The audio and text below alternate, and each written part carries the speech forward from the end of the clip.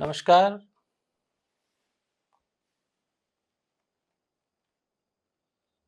अनुवाद को लेकर भारतीय परिभाषाओं से संबंधित भाग 2 का व्याख्यान। अनुवाद एक भाषा समुदाय के विचार और अनुभव सामग्री को दूसरी भाषा समुदाय की शब्दावली में लगभग यथावत संप्रेषित करने की सौद्देश्यपूर्ण प्रक्रिया। एक समुदाय के विचार और अनुभव सामग्री है, दूसरा समुदाय की शब्दावली और वहां इस अनुभव को संप्रेषित करना है, यथावत जैसे उन्होंने कहा वैसे यहां पे करना है। यह इसका उद्देश्यपूर्ण प्रक्रिया है। अनुभव किस तरह के अनुभव हैं? समझिए चिकित्सा जगत बहुत विशाल है। वहां पे जड़ी बूटियों को लेकर एक समुदाय के लोग उसके प्रयोग को लेकर बता रहे हैं और उन जड़ी बूटियों के प्रयोग पर अपने अनुभव बता रहे हैं। उसी का जब दूसरी भाषा के समुदाय लोग कि उनकी जो शब्दावली है, इनकी शब्दावली अलग है, इनकी शब्दावली अलग है, में लगभग यथावत संप्रेषित करने की प्रक्रिया। अब यहां शब्दावली क्यों कह रहे हैं? क्योंकि एक भाषा में की शब्दावली और दूसरी शब्दावली उनकी संस्कृति के अनुसार होते हैं। जैसे हम हिंदी में रोटी कह रहे हैं, अंग्रेजी में ब्रेड कह रहे हैं। दोनों की प्रक्रिया अलग है बनाने की। यहां पे हम क्या कहते हैं? हम यहां पे हो सकता है उसी ब्रेड को अगर हिंदी में कहें तो डबल रोटी कहें। जैसे बन है तो बन भारत में तो है नहीं, वो अंग्रेजी में बन है। यहां पे पाव कहते हैं, उसी तरह का एक पाव है। तो शब्दावली में अंतर है। अगर हम कहें खस्ता, खस्ता अंग्रेजी में है ही नहीं, अब वो क्या कहेंगे उसको? क्योंकि प्रक्रिया अलग है, बनाने की प्रक्रिया संस्कृति के अनुसार शब्दावली। तो यहां पे क्या कर रहे हैं? एक समुदाय के विचार उन शब्दावली में हैं, दूसरे समुदाय में उस शब्दावली में उसको व्यक्त करना यहां पे अनुवादक को कितना कठिन कार्य है। इतना कठिन कार्य हो जाता है कि वो कैसे व्यक्त करेगा। ये तब पता चलता है जब हम कोई ऐसी जगह चले जाते हैं जो हमारी भाषा नहीं मानते, तो हम मांग रहे हैं पानी, तो वो कुछ और बोल रहा, भाई हमें पानी चाहिए। भाई होटल मतलब खाने के भोजनालय कहाँ मिलेगा? भोजनालय कहाँ है? अब भोजनालय वो समझे नहीं। आगे चले। डॉक्टर रविंद्रनाथ श्रीवास्तव एक भाषा शोध भाषा है कि पाठ्य सामग्री में अंतर्निहित तथ्य का समतुल्य के सिद्धांत के आधार पर दूसरी भाषा में संगठनात्मक रूपांतरण अथवा सृजनात्मक पुनर्गठन ही अनुवाद कहा जाता है। अब यहाँ पे समतुल्य सिद्धांत के आधार पर, समतुल्य सिद्धांत को लेकर हम आगे बात करेंगे। एक इसको समझना बहुत जरूरी है। समतुल्य सिद्धांत जब तक हम नहीं समझेंगे, ये समतुल्य सिद्धांत इसलिए कि आधुनिक भारतीय परिभाषा में तो यहाँ पे इन्होंने समतुल्य सिद्धांत को पर बात हो रही है इनकी। समतुल्य सिद्धांत पर हम विस्तार से बात करेंगे, वो हमारे आगे के अध्याय में है। जब हम बात करेंगे वहां पे हम अनुवाद के सिद्धांत एवं उनके चिंतक, उस पर हम समतुल्य सिद्धांत पर गहरा जो है अध्ययन करेंगे। अब यहाँ पे हम इसको समझाने के लिए मैं आपको समझा रहा हूँ कि एक भाषा की पाठ्य सामग्री में अंतर्निहित तथ्य का समतुल्यता के सिद्धांत के आधार पर दूसरी भाषा में संगठनात्मक रूपांतरण अथवा सृजनात्मक पुनर्गठन ही अनुवाद है। तो समतुल्य सिद्धांत का यहाँ प्रयोग करेंगे। अब इसको हम आगे हम देखेंगे, वहां पे हम बताएंगे कि अब ये पाठ्य सामग्री को बिना कोई अंतर के उन तथ्यों को समतुल्यता के आधार पर संगठनात्मक मतलब संगठन करके, रूपांतरण करके, सृजनात्मक पुनर्गठन मतलब वहां पे हम सृजनात्मक करके, जैसे एक लेखक की तरह, एक साहित्यकार की तरह अनुवादक अपनी भूमिका निभाएगा और उसका पुनर्गठन करेगा। अनुवाद वह प्रक्रिया है जिसके द्वारा सार्थक अनुभव एक भाषा समुदाय से दूसरी भाषा समुदाय को प्रेषित किया जाता है।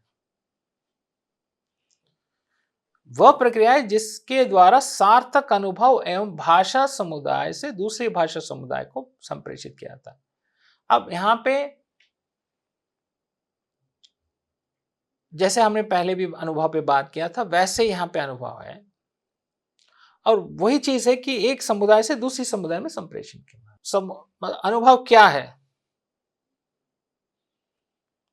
ठीक है, मेरा अनुभव है। अब मैं दूसरी भाषा में मेरा अनुभव कहूं तो फिर वो उसी तरह से जो प्रस्तुत होना है जिस तरह से मेरा अनुभव है। डॉक्टर कृष्ण कुमार गोस्वामी, इनकी किताब हमने रेफरेंस में ली है हमारे पूरे व्याख्यान में। मौलाना तिवारी की और कृष्ण कुमार गोस्वामी, इन दोनों की पुस्तकें प्रमुख रूप से हमने लिया है। उन्होंने अनुवाद सिद्धांत पे, उसके प्रयोग पे बहुत अच्छी तरह से लिखा है। तो इनकी परिभाषा क्या है? एक भाषा में व्यक्त भावों या विचारों को दूसरी भाषा में समान और सहज रूप से व्यक्त करने का प्रयास अनुवाद। एक भाषा में व्यक्त भावों या विचारों को दूसरी भाषा में समान और सहज रूप में व्यक्त करने का प्रयास अनुवाद। दूसरी भाषा में उसको समान रूप से और सहज रूप से व्यक्त करना है। अब वहां पे हम ऐसे व्यक्त कर रहे हैं कि वो वहां के भाषी उसको समझ ही नहीं पा रहे हैं, समझिए, तो वो व्यक्त करने का प्रयास सही नहीं है, वहां अनुवादक का दायित्व सही नहीं है। एक भाषा के विशिष्ट भाषा भेद के विशिष्ट पाठ को दूसरी भाषा में इसी प्रकार प्रस्तुत करना अनुवाद है, जिसमें वो मूल के भाषिक अर्थ, प्रयोग के वैशिष्ट्य से निष्पन्न अर्थ, प्रयुक्ति और शैली की विशेषता, विषाद वस्तु तथा संबंध सांस्कृतिक वैशिष्ट्यता को यथासंभव संरक्षित रखते हुए दूसरी भाषा के पाठक को स्वाभाविक रूप से ग्राह्य प्रतीत होता है। अब इन्होंने विस्तार से दिया है। कृष्ण और गोस्वामी ने बहुत सरलता से कह दिया है कि एक भाषा में व्यक्त भावों या विचारों का। अब ये भाव और विचार कैसे हैं? एक भाषा के विशिष्ट भाषा भेद के विशिष्ट पाठ को दूसरी भाषा में इसी प्रकार प्रस्तुत करना चाहिए जिसमें वो मूल के भाषिक अर्थ, पहले उसका अर्थ है, उसके प्रयोग है, प्रयुक्ति है, शैली है और विषाद वस्तु भाव है, उसमें सांस्कृतिक भावनाएं है, उसको यथासंभव संरक्षित रखते हुए दूसरी भाषा में उसको स्वाभाविक रूप से प्रतीत करना। इतनी बातें विस्तार से बताया। भाई ऐसे ही नहीं हो सकता। अर्थ भी रहने हैं, शैली भी रहनी है, वस्तु भाव भी रहना है। ये सब चीजें दूसरी भाषा में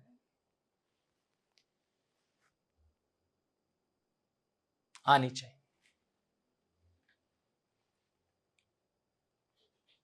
डॉक्टर सुरेश सिंह, एक भाषा की रचना के संदेश को यथासंभव समतुल्य और सह अभिव्यक्ति द्वारा दूसरी भाषा में पुनः सृजित एवं संप्रेषित करना हुआ। अब ये क्या कह रहे हैं? एक भाषा की रचना के संदेश को यथासंभव, एक भाषा की उसकी रचना है, उस रचना के में जो संदेश है यथासंभव समतुल्य सहज अभिव्यक्ति कथ्य और शैली के स्तर पर भाषा में पुनः सृजित संप्रेषित कर। गर्गी गुप्ता, इनका अनुवाद में बहुत काम है। इनकी परिभाषा, अनुवाद का अर्थ किसी वाक्य के एक एक शब्द का अर्थ करना नहीं, बल्कि संपूर्ण रचना के संदर्भ में पूरे पूरे वाक्य का समग्र रूप में अर्थ समझकर अपनी भाषा में सुस्पष्ट ढंग से प्रस्तुत करना होता है। सिद्धांत रूप से तो ये ठीक है कि अनुवाद में मूल ललित्य सौंदर्य एवं ओजपूरी ईमानदारी के साथ आंतरित होना चाहिए, परंतु अनुवाद की भाषा के अपने ललित्य सौंदर्य एवं शक्ति व सीमा को भी साथ साथ ध्यान में रखना चाहिए। अब इन्होंने एक और चीज को बताया है, भाई आप तो व्यक्त कर दो, ये इस भाषा से उस भाषा में समान शब्दों को देखकर व्यक्त करने की पूरी कोशिश कर रहे हो, लेकिन इस भाषा का भी एक गरिमा है, इस भाषा की भी एक संरचना है, इस भाषा की भी एक सौंदर्यता है। उदाहरण के लिए हिंदी और उर्दू को ले लीजिए। अब यहां आप कहेंगे श्रीमान हिंदी में, यहां कह रहे हैं जनाब, जी श्रीमान, यहां कह रहे हैं जी जनाब। आपका शुभ नाम क्या है? यहां पे हम ऐसे पूछ रहे हैं। अब आपके इसमें शरीफ क्या है?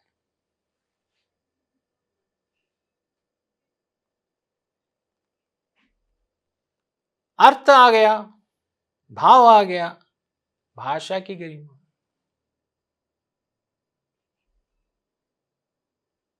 अब यहां पे कहें प्रशासन, यहां पे कह रहे हैं इंतजामिया उर्दू में। शब्द तो आ गए, अर्थ आ गया, मतलब भाव और अर्थ आ गया, गरिमा।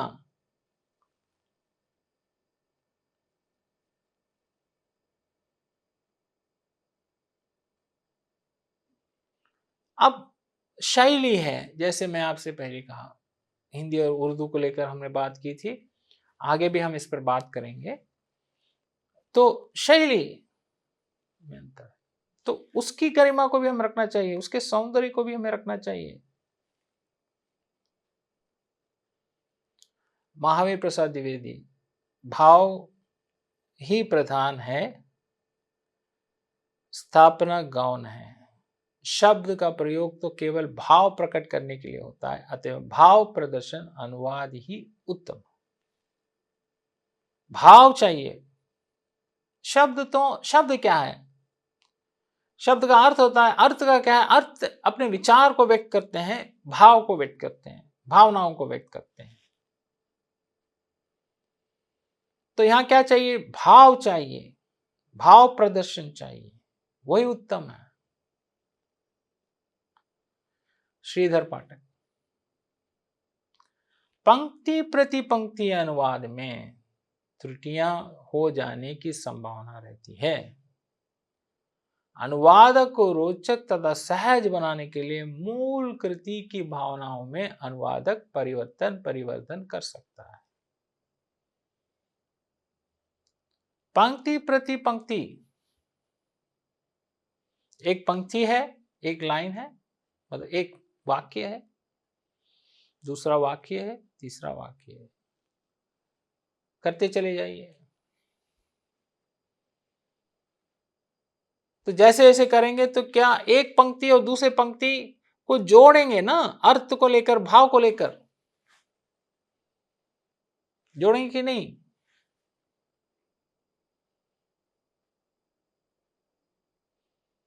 अब जैसे वह लड़का पेड़ पर चढ़ा, पेड़ पर से नीचे गिर गया, दो पंक्तियां। लड़का पेड़ पर चढ़ा है, पेड़ पर से नीचे गिर गया। फिर और एक पंक्ति है, घायल हो गया। तीन पंक्तियां। अब तीन पंक्तियां, एक दो तीन। अब इसका अनुवाद पंक्ति प्रति पंक्ति क्या समझेंगे? वो लड़का पेड़ पर चढ़ा, पेड़ पर से नीचे गिरा, घायल हो गया। अब इसको भाव जब लेके आएंगे तो वहां पे जो लड़का पेड़ पर चढ़ा, नीचे गिरकर घायल हो गया, भाव। पेड़ पर चढ़ा और नीचे गिरा और घायल हो गया।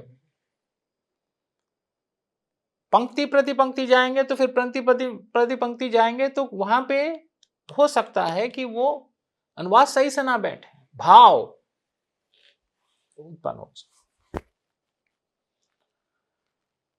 तो मैथिली शरण गुप्त जहां तक हो सका है मूल के भाव की रक्षा करने की कोशिश की। अब क्योंकि ये कवि हैं तो ये चाहते हैं कि भाव रहे, भाव मिले। कविताओं में भाव, जैसे कविताओं के अनुवाद पर भी हम आगे बात करेंगे। अनुवाद, साहित्य के अनुवाद पर जब हम बात करेंगे, साहित्य के अनुवाद की समस्याओं पर बात करेंगे, तो उसमें कविताओं के अनुवाद पर भी बात करेंगे। तो वहाँ पे भाव की प्रधानता कितनी ज्यादा है अनुवाद में, ये हम देखें। तो वहाँ पर भाव की रक्षा करने के लिए भारतेंदु हरिश्चंद्र विनयपूर्ण कवि के हृदय से हृदय मिलकर अनुवाद करना शुद्ध झक मारना ही नहीं, कवि की लोकता स्थित आत्मा को परम कष्ट देना है। यहां पे क्या कह रहे हैं कि यहां भी भाव पर ध्यान दिया है।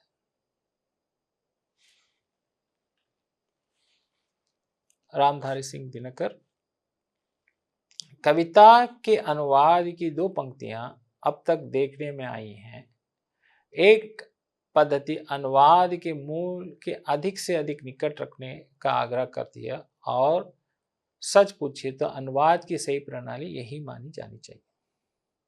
तो यहाँ भी जो है कविता को लेकर जब हम बात करते हैं, जब कवि बात करते हैं, तो वहाँ पे जो है अधिक से अधिक निकट रखने का आग्रह रखते हैं। मूल से निकट बात होनी चाहिए, मूल से हटकर नहीं जानी चाहिए।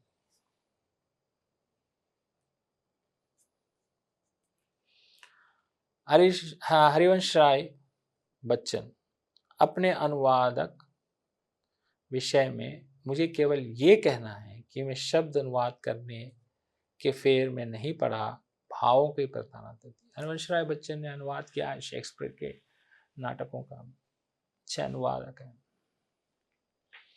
अंग्रेजी का ज्ञान अच्छी तरह से रखते हैं, हिंदी अंग्रेजी दोनों का। तो उन्होंने ये कहा है कि शब्द अनुवाद नहीं, भाव को प्रधानता दी उन्होंने। अब उनके जब शेक्सपियर के नाटक को हम देखेंगे तो इन्होंने भावनाओं को प्रधानता देकर उसका अनुवाद किया, जो बहुत प्रसिद्ध है। हरिवंश राय जी के जो अनुवाद हैं वो बहुत ही प्रसिद्ध है। महादेव वर्मा अनुवाद अंततः अपूर्णता की अनुभूति ही देता है। भाषा विचार और मनोभाव का परिधन है और इस दृष्टि से एक विचारक या कवि की उपलब्धि जिस भाषा में व्यक्त हुई है उसे दूसरे वेशभूषा में लाना असंभव नहीं तो दुष्कर अवश्य है। तो यहां ये कह रहे हैं कि कवि की कविता, अब यहां पे ये है कि जो अनुभूति से कविताएं लिखी जाती हैं या विचारों को व्यक्त किया जाता है वो मेरा अनुभव है। समझिए, मैं लेखक हूं या साहित्यकार हूं तो वो मेरा अनुभव है, तो मेरे अनुभव को मैंने लिखा।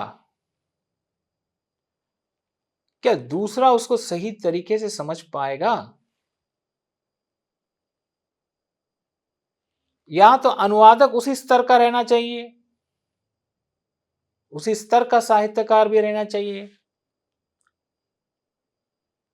उसको उसी तरह से विषय का ज्ञान रहना चाहिए, तभी जाके वो अच्छी तरह से अनुवाद कर पाएगा। इसलिए अनुवादक के गुण में यह है कि स्रोत भाषा का ज्ञान, लक्ष्य भाषा का ज्ञान, दोनों में समान ज्ञान रहना है और विषय का ज्ञान भी रहना है ताकि उस अनुभूति को समझ सके। धर्मवीर भारती मूल कृति में और उसके अनुवाद के बीच में दीवारें बहुत बड़ी रहती हैं। पृथक संस्कार, पृथक काव्य रूढ़ियां, पृथक बिंब समूह जोड़ने वाला तत्व बहुत शून्य रहता है और ऐसे स्थिति में सफल अनुवाद प्रस्तुत कर तो वो सफल नहीं हो पाता। अनुवादों के संबंध में मेरे ख्याल में से एक बीच का रास्ता निकालने की गुंजाइश है।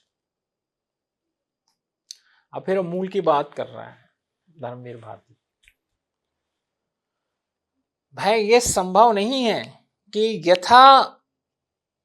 यथा संभव हम व्यक्त करने की पूरी कोशिश कर रहे हैं अनुवाद में, अनुवादक,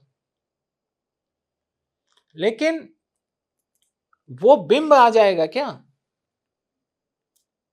कामायनी का अनुवाद अगर हम करेंगे तो वो उसका पूरा मूल, जो उसका जो पूरा रस है, वो रस हमें मिल जाएगा, उसमें जो आत्मा है वो आत्मा मिल जाएगी।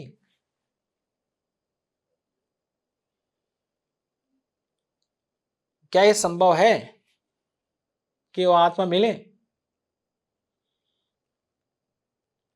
तो ये कहते हैं कि मेरे ख्याल में एक बीच का रास्ता निकालने की गुंजाइश।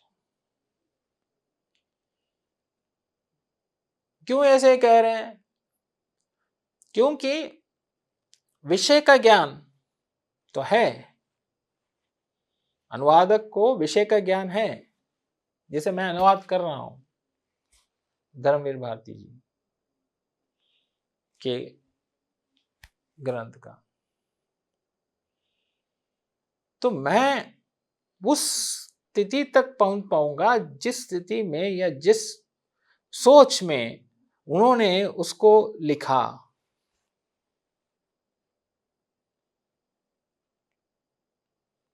तो उस सोच तक मैं कैसे पहुंच पाऊंगा, पहुंच जाऊंगा?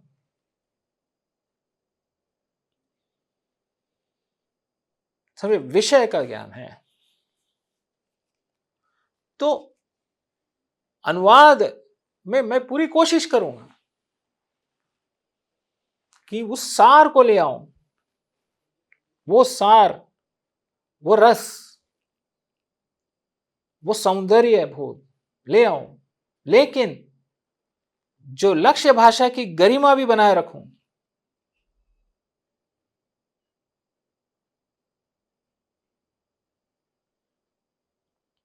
विष्णु प्रभाकर, अनुवाद को एक भाषा की निश्चित सामग्री, उसके भाव और अर्थ को सुरक्षित रखते हुए दूसरी भाषा में रूपांतरित करना होता है। लक्ष्य भाषा में स्रोत भाषा जैसे ही भाव और अर्थ देने वाले शब्द की खोज करनी होती है। अनुवाद की सफलता इसी में है कि अनुवाद सही शब्द और सही मुहावरा खोज निकाले। अब इसको खोज निकालना, सही शब्द, उसका सही अर्थ, समान अर्थ, फिर निकटतम अर्थ वाले शब्द निकालना,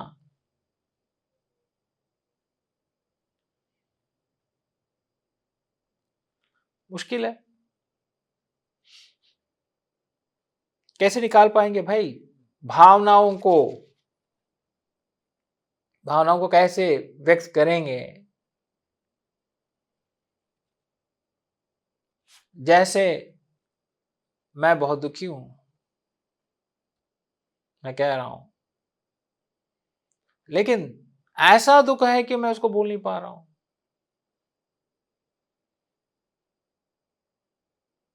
तो उसको मैं कैसे,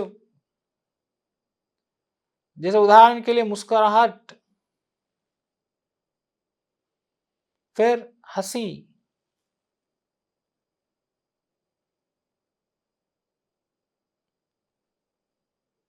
खुशी के आंसू, खुश हो गया, आंख से आंसू बह रहे हैं, दुखी होकर आंसू है, आंसू बह रहे हैं। कैसे मैं एक्सप्लेन करूंगा? एक और है मगरमच्छ के आंसू।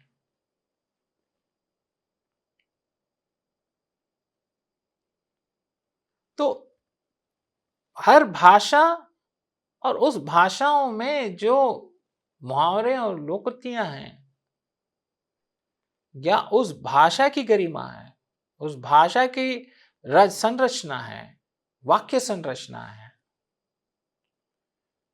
शब्दों का प्रयोग है, उसका अर्थ है,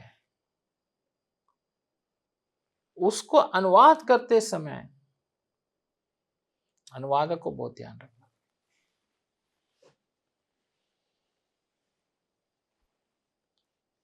कविताओं के अनुवाद में भावनाएं ज्यादा होती हैं। रघुवीर साहब, साहित्य के अनुवाद में बहुत सी बातें जरूरी होती हैं। उनमें जो सर्वोपरि है वो है उस भाषा का विशाल ज्ञान जिसमें अनुवाद किया जा रहा है, जिस भाषा में अनुवाद करना है, उसका साहित्य और उसके लिखने वाले का इतिहास और भूगोल जानना भी कम जरूरी नहीं। अब ये लिख रहे हैं कि जैसे आप अनुवाद कर रहे हो, तो पहले वो जिस भाषा और जिस परिवेश में वो लिखा गया उसका अनुवाद करेंगे, तो पहले वहां के परिवेश को, उसके भौगोलिक को जानना जरूरी है। अब उदाहरण के लिए एक व्यक्ति सिर्फ गर्मी में रहता है, एक व्यक्ति ठंड में रहता है। ऐसे प्रदेश हैं जहां पे बर्फ गिरता है, तो बर्फ गिरने वाले प्रदेश, वहां की समस्याएं जब तक हम नहीं समझेंगे, तो वहां कैसे लिख देंगे? जहां पे सिर्फ गर्मी गर्मी है, वो व्यक्ति कैसे लिख देगा? जैसे कड़के की ठंड है क्या कड़के की ठंड? अब सर्दी को कहते हैं चिल्लाहट की सर्दी। चिल्लाहट की सर्दी, भाई ये सर्दी कैसी सर्दी है? कैसी सर्दी आ गई भाई? ये चिल्लाहट की सर्दी। अब हम कहते हैं कड़के की ठंड है, हम कहते पारा गिरा, वहां तो पारा चढ़ता है। कैसे आप उसको, उसके विचारों को आप सही तरह से समझ पाएंगे जब तक आप उसको वहां जाकर, आप जैसे गांव और शहरीकरण है, गांव और शहर। शहर में पैदा हुआ, जन्मा, पला, बड़ा हुआ व्यक्ति गांव को क्या समझेगा? अब गांव में जन्मा पला बड़ा व्यक्ति शहर को समझने में समय लगता है। ये क्या है? यहां की संस्कृति अलग है भाई।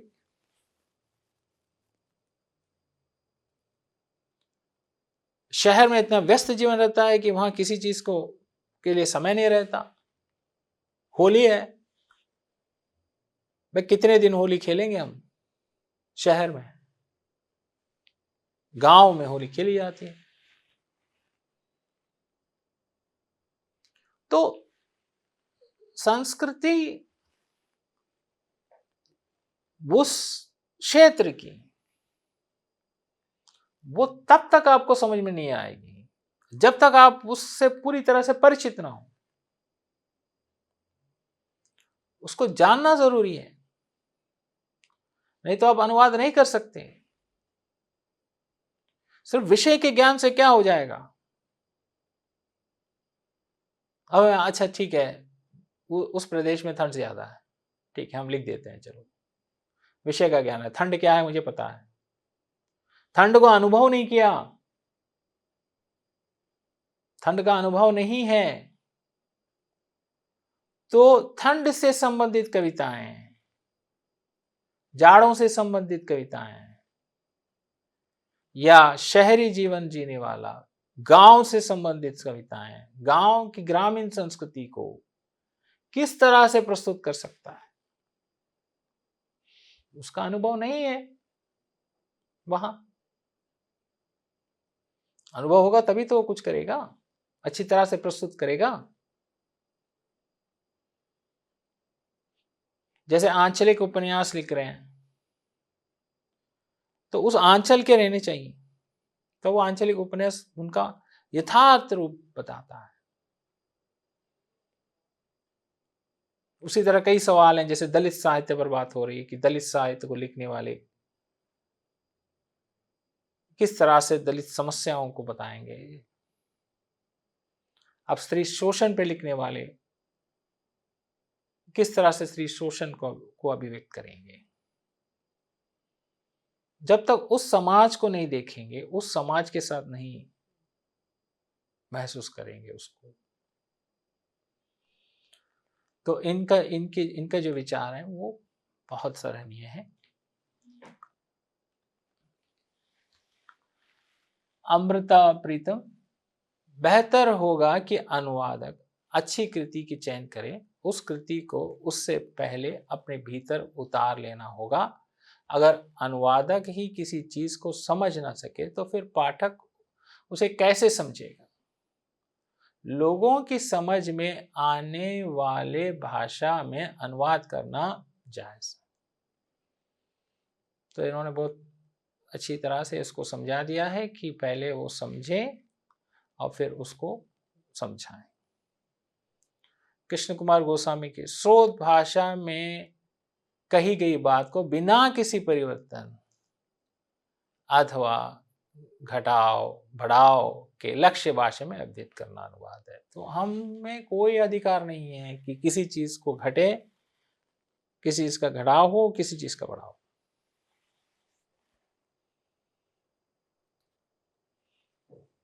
अनुवाद क्या है? जो कहा गया है उसको वहां कहना है। स्रोत भाषा में कहा गया है, लक्ष्य भाषा में कहना है। घटना या बढ़ना नहीं चाहिए। दिलीप सिंह, प्रोफेसर दिलीप सिंह है। भाषा एक क्या है? वो स्रोत भाषा। भाषा दो क्या है? वो लक्ष्य भाषा। में रूपांतरण के लिए भाषा विज्ञान के सिद्धांत दो भाषा के संदर्भ में प्रयोग में लाए जाते हैं, यही अनुवाद है। अब इन्होंने जो है उसको वैज्ञानिक रूप से समझाया है। भाई भाषा विज्ञान क्या है ये हम आगे भी हम देखेंगे। जैसे अनुवाद और भाषा विज्ञान पर जब हम बात करेंगे तो वहां हम बात करेंगे कि भाषा विज्ञान किस तरह से अनुवाद के संबंध कैसे है, किस तरह से संबंधित है।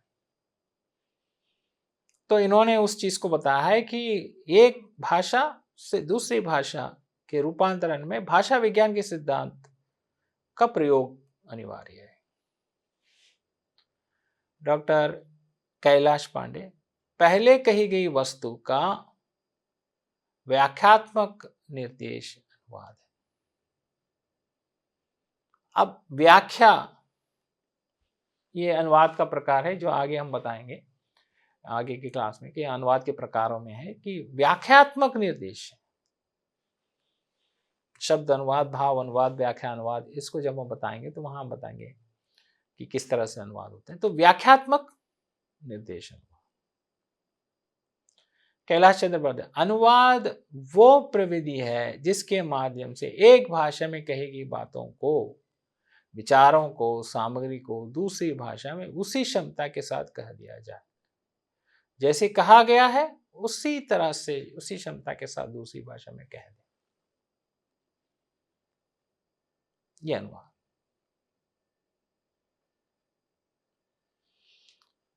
समस्त अभिव्यक्ति अनुवाद है क्योंकि वो अव्यक्त को भाषा में प्रस्तुत करती है। तो अव्यक्त क्या है? अदृश्य को भाषा में या रेखा या रंग में, तो वात्स्यायन अनुवाद कला और समस्याओं में बता रहे हैं क्या है? समस्त अभिव्यक्ति अनुवाद है। जितनी अभिव्यक्तियां हैं, जो भी हम अभिव्यक्त कर रहे हैं वो अनुवाद है, क्योंकि वह अव्यक्त है, क्योंकि वह अदृश्य है और वो भाषा में रेखा या रंग में प्रयोग करते हैं, भाषा में वो व्यक्त करते हैं। जैसे मैं कह रहा हूं मैं भूखा हूं, तो मैं भूखा हूं या मैं बहुत भूखा हूं, या मैं कह रहा हूं मैं एक हफ्ते से नहीं खाया, मैं बहुत भूखा हूं। तो इसको कहने के लिए जो अभिव्यक्ति का प्रयोग करेंगे, जो भाषा का प्रयोग करेंगे हम,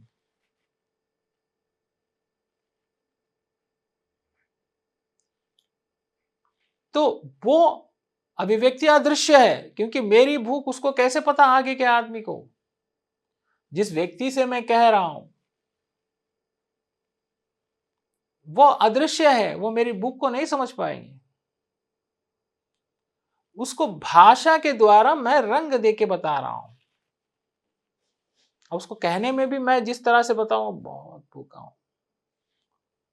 ऐसे बताऊंगा जैसे बहुत भूखा हूं, मतलब रंग और रेखा बहुत दिनों से नहीं खाया। डॉक्टर जयंती प्रसाद नौटालिया के अनुवाद, स्रोत भाषा से लक्ष्य भाषा में किसी विषय, वस्तु या संदेश की समतुल्य अभिव्यक्तियां। स्रोत भाषा और लक्ष्य भाषा में किसी विषय, वस्तु या संदेश की समतुल्य अभिव्यक्ति। अब इन्होंने समतुल्यता पर बात की है। जो समतुल्य अभिव्यक्ति, समान अभिव्यक्ति। अब समतुल्य में सब आ जाते हैं, शब्द, अर्थ सब आ जाते हैं। समान अभिव्यक्ति को प्रस्तुत करना अनुवाद।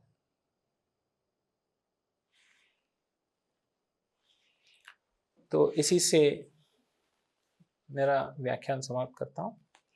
ये भाग 1 और भाग 2 में है।